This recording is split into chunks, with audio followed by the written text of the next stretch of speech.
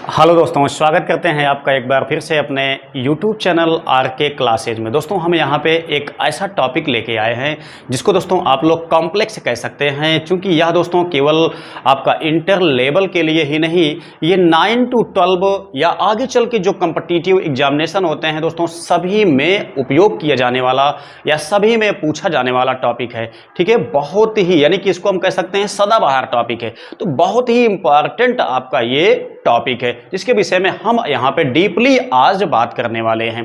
ठीक है दोस्तों, जिसको कहा जाता है आइसोटॉप्स। यहाँ पे आप देख सकते हैं समस्थानिक मैंने लिया हुआ है। ये दोस्तों स्पेशली फिजिक्स के लिए हम कहेंगे, यहाँ पे हमने लिया हुआ है इस सेशन में। लेकिन ये केवल फिजिक्स का ही नहीं दोस्तों, केमिस्ट्री का भी टॉपिक है, फिजिक्स का भी टॉपिक है। ठीक, मतलब केमिस्ट्री फिजिक्स दोनों के लिए ये आपका टॉपिक है। साथ ही साथ कक्षा 9 से आपका आगामी जितने भी एग्जामिनेशन होते हैं दोस्तों सभी के लिए ये टॉपिक है। ठीक है, बहुत मोस्ट है, जिसको कहते हैं समस्थानिक। देखिए क्या होता है समस्थानिक, क्या इसका स्थान है, कौन से यौगिक, क्या गुण क्या कहलाते हैं, ये सभी चीज़ों को हम यहाँ पे देखेंगे। पहली बात यहाँ पे देखिए, मैंने कुछ डिफिनीशन लिखा हुआ है जो कि आपके लिए बहुत मोस्ट है। मैं इसको इसलिए लिख देता हूँ दोस्तों ताकि आपको इस क्लास को देख लेने के बाद कोई भी बुक पढ़ने की आवश्यकता ना पड़े, नोट्स आप स्वयं यहाँ से बना लें। इसीलिए मैं इन चीज़ों को यहाँ पे नोट कर देता हूँ। ठीक है, तो दोस्तों यहाँ पे देखिए, इसको मैं आपको समझाता हूँ क्या है। किसी एक ही तत्व के ऐसे विभिन्न परमाणु जिनके नाभिकों में प्रोटॉनों की संख्याएं समान होती हैं लेकिन न्यूट्रॉनों की संख्याएं भिन्न भिन्न होती हैं, समस्थानिक कहलाते हैं। ठीक है, ये आपका इसका मेन परिभाषा होती है।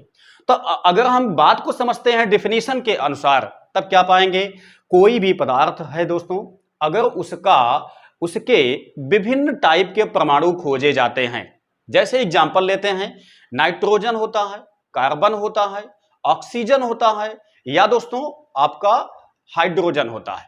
तो हाइड्रोजन में हम लोग जानते हैं कि हाइड्रोजन के वर्तमान टाइम पे 3 प्रकार के परमाणु खोजे गए हैं।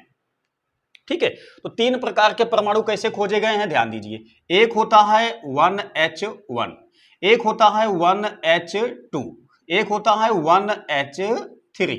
तो इसी को कहा जाता है समस्थानिक। मतलब एक ही तत्व के अगर विभिन्न परमाणु खोजे जाते हैं तब उसी को कहते हैं समस्थानिक परमाणु, और ऐसे को ही कहा जाता है समस्थानिक। इसमें खासियत क्या है इसको समझिए। यहां पे दोस्तों हम लोग जानते हैं, जो नीचे यहां पे लिखा हुआ होता है, इसको 3 नामों से जाना जाता है। यह भी आपका क्लेरिफिकेशन अच्छे से होना चाहिए। पहला चीज क्या है, इसको दोस्तों हम लोग परमाणु क्रमांक कहते हैं, बिल्कुल कोई दिक्कत नहीं है दोस्तों। इसी को हम लोग क्या कहते हैं, प्रोटॉनों की संख्या कहते हैं। जितना परमाणु क्रमांक होता है उस तत्व में उतने ही प्रोटॉन होते हैं, बिल्कुल सही। थर्ड बात क्या होती है दोस्तों, इसमें आप समझिए, इसी को इलेक्ट्रॉनों की संख्या भी कहते हैं। मतलब कि जितना परमाणु क्रमांक होता है किसी एक तत्व का दोस्तों, उतने ही उसमें प्रोटॉन पाए जाते हैं, उतने ही उसमें इलेक्ट्रॉन पाए जाते हैं। ये 3 चीजें आपकी डिफाइंड करता है केवल एक चीज, जिसको हम लोग एटॉमिक नंबर कहते हैं। ठीक, अब देखिए ऐसे यहां पर भी आप देखेंगे तो एक यहां भी है, एक यहां भी है, एक यहां भी है।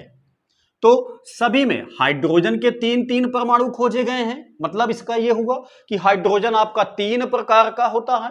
अभी तक अगर आपने ये पढ़ा है कि हाइड्रोजन तो हाइड्रोजन, बिल्कुल गलत, ऐसा नहीं है। हाइड्रोजन के भी आपके 3 प्रकार के परमाणु खोजे गए हैं। ठीक है, तीनों के नाम अलग अलग हैं। तीनों से बनने वाला जो आपका पदार्थ होता है, जो कंपाउंड होता है, वो भी दोस्तों अलग अलग क्वालिटी के होते हैं, एक क्वालिटी का नहीं होता है। तो मेन चीज क्या है आपका समस्थानिक को समझना। तो एक ही तत्व के विभिन्न परमाणु जिनमें या जिनके नाभिकों में प्रोटॉनों की संख्याएं समान होती हैं लेकिन न्यूट्रॉनों की संख्याएं भिन्न भिन्न होती हैं, वही कहलाते हैं समस्थानिक। ठीक है, जैसे मैंने आपको बताया हाइड्रोजन के 3 परमाणु पाए गए हैं, तो ये तीनों आपके क्या है, समस्थानिक हैं। क्यों? क्योंकि इनमें प्रोटॉनों की संख्या सब में क्या है, समान है। ठीक है। डिफिनीशन के अनुसार हम देखते हैं न्यूट्रॉनों की संख्या क्या अलग अलग है, जैसा कहा गया है इसमें कि न्यूट्रॉनों की संख्याएं भिन्न भिन्न होती हैं। तब दोस्तों आपको यह भी पता होना चाहिए कि न्यूट्रॉन कैसे फाइंड किए जाते हैं, कैसे निकाले जाते हैं। ठीक है, तो ध्यान दीजिए, यह क्या कहलाता है, एटॉमिक वेट कहलाता है। इसको हम लोग परमाणु भार भी कहते हैं, ठीक है ना, या द्रव्यमान संख्या भी कहते हैं। इस वाले चीज को हम लोग परमाणु भार भी कहते हैं या हम लोग द्रव्यमान संख्या भी कहते हैं। ठीक है, अब देखिए ध्यान से बात को समझिए, जब हम द्रव्यमान संख्या में परमाणु क्रमांक घटाते हैं, देखिए यहां परमाणु भार जो होता है दोस्तों, इसको A से दर्शाया जाता है। जो आपका यहां मतलब परमाणु क्रमांक होता है उसको Z से दर्शाया जाता है। ठीक है, तो जो न्यूट्रॉनों की संख्या होती है दोस्तों उसको N से दर्शाया जाता है।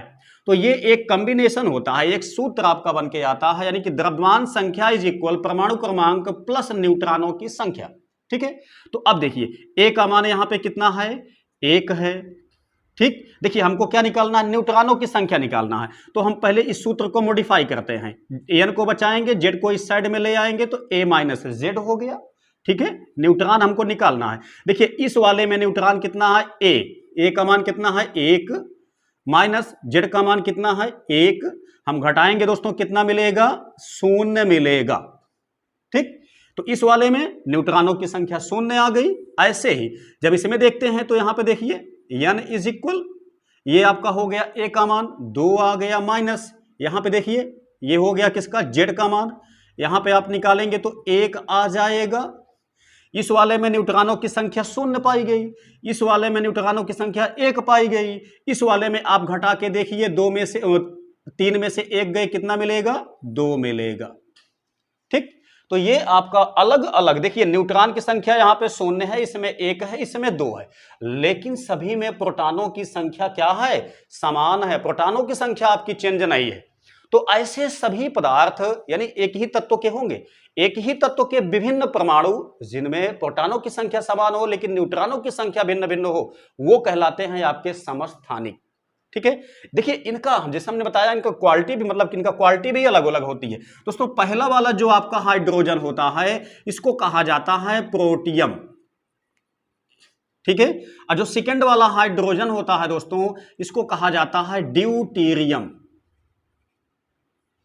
ठीक, यहां पे जो ये वाला होता है यानी थर्ड वाला जो आपका परमाणु होता है हाइड्रोजन का, इसको दोस्तों कहा जाता है ट्राइटियम। ठीक है, अब देखिए सबसे अलग अलग टाइप का भी जल बनता है। इससे जो आपका जल बनता है दोस्तों वो आपका H2O होता है। यही जल हम लोग पीने के लिए उपयोग करते हैं।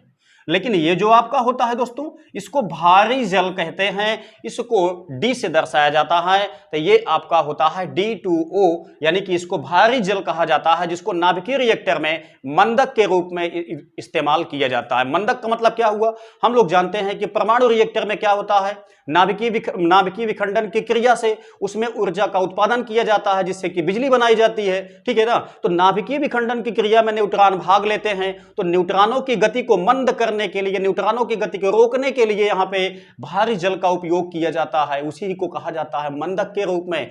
नहीं तो आप लोग जानते हैं कि नाभिकीय रिएक्टर में इतना बड़ा विखंडन होता है, इतना बड़ा विस्फोट हो जाएगा, कितना बड़ा ब्लास्ट हो जाएगा कि नाभिकीय रिएक्टर का जो प्लांट है वही का वही उड़ जाएगा। ठीक है, तो ये होता है आपका क्या चीज, समस्थानिक की चीजों को मैंने आपको यहां पे डीपली समझाने की कोशिश किया है। उम्मीद करते हैं कि बिल्कुल भी आसान तरीके से आप इन चीजों को समझ गए होंगे। बहुत बहुत धन्यवाद।